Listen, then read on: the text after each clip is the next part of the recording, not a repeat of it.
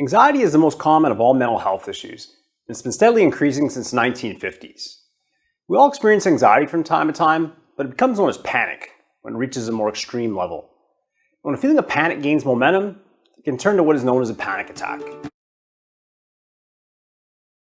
I had friends that were suffering from anxiety issues, and I could never understand it. I always thought that they overreacted, or it was just all in their head. Panic attacks are really common. Everyone I know has had a panic attack at some point in time. A panic attack is your body's natural response to feeling threatened. Sometimes it's referred to as the fight or flight response. So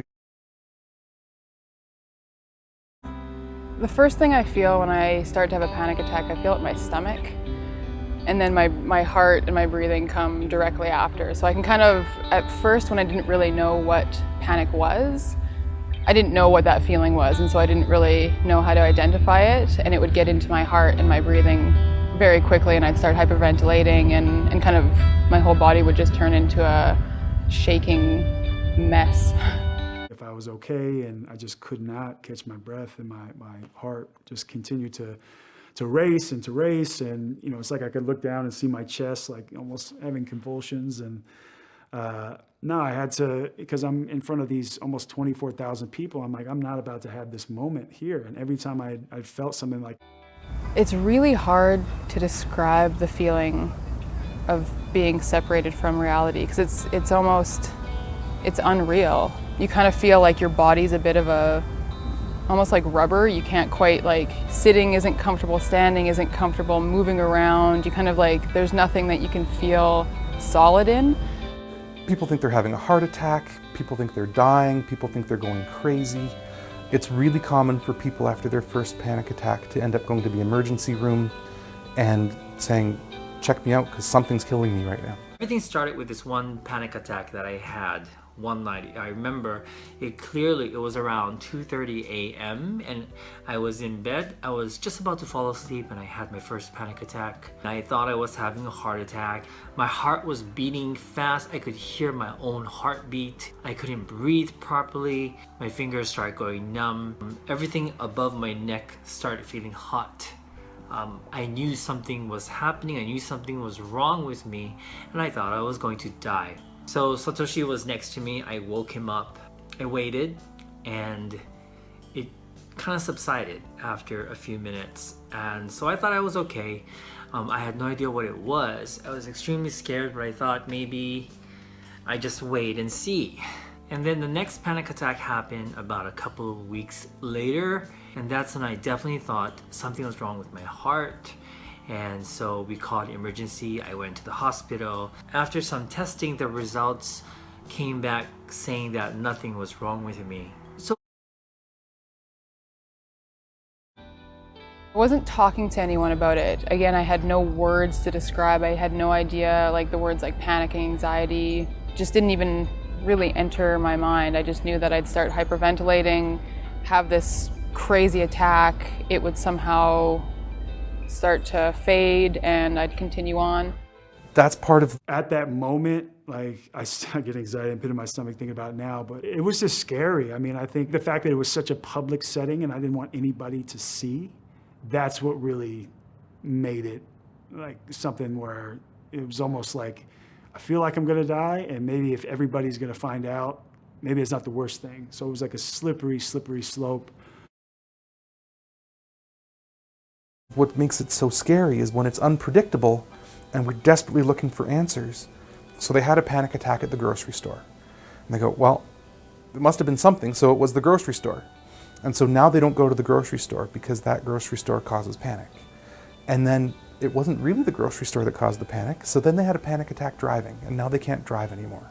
And their world shrinks and it shrinks and it shrinks until they're what we call agoraphobic, where they're just avoiding all public places because they're worried about having a panic attack in those situations. And they become kind of trapped in their own tiny, tiny world, but still as anxious as ever. I started to get panic attacks during a movie at the movie theater. Then I had a panic attack on a roller coaster.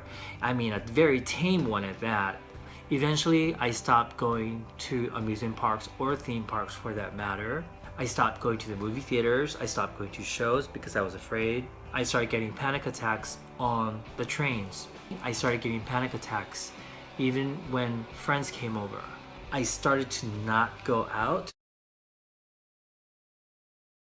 So after a year of battling this panic disorder, I went into depression. I felt like it was something that was out of my control. It would just come out of nowhere, and it was hindering me from doing things that I used to love. I started to think, what's the use? What's the use of life if I can't do the things I love? Concerned about other people finding out? Because these are just things that you don't share, especially in terms of gender lines too. Like as a man, these are things like I was taught or grew up even outside of my family. You just did not expose. Like you don't share this stuff. So for these guys that are supposed to trust me day in and day out, if they know that I'm dealing with stuff in my brain and my mind every way, they're not gonna be able to trust me, and it's gonna affect my livelihood. And on a national scale, so worried that people would look at me different and think that, I was weak, or that, I was somebody that either couldn't be trusted, or, it would make me not fit in, or, just there were so many things that were going through my brain at the time that I think even made it even worse.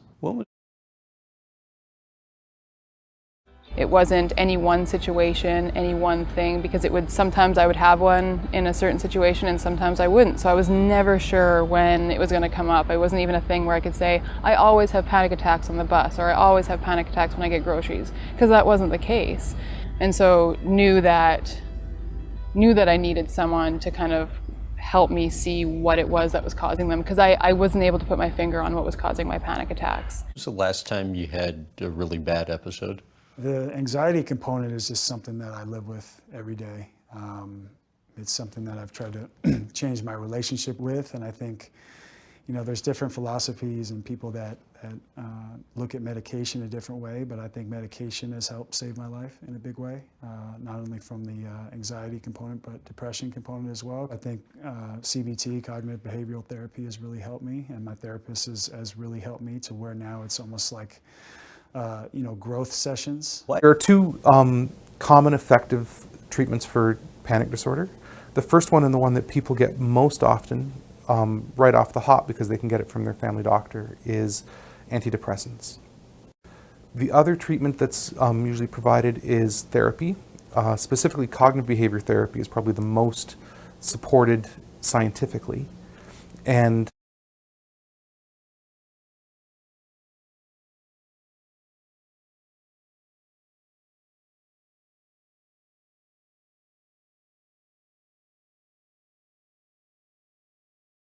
I decided to step out of my comfort zone, and I started to walk 2 blocks instead of 1.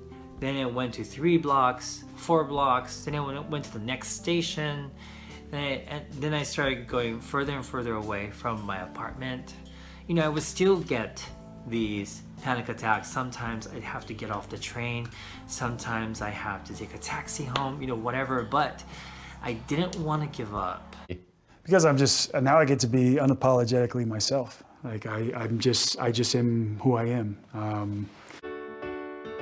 It's daunting but freeing to realize that I had these huge walls up around me, but that I actually had all the power to break them down. And so slowly I am. And the thing I love the most that I learned was that, I challenge my panic attacks now. So as soon as I get that feeling, I say, bring it on, panic, let's see. And it always dissipates. There's